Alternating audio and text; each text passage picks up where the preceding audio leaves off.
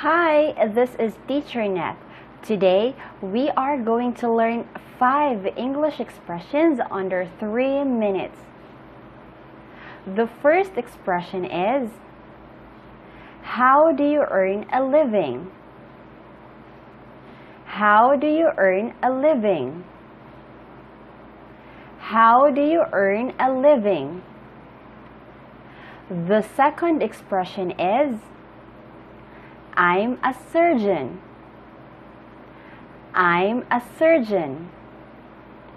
I'm a surgeon. The third expression is, what's your occupation?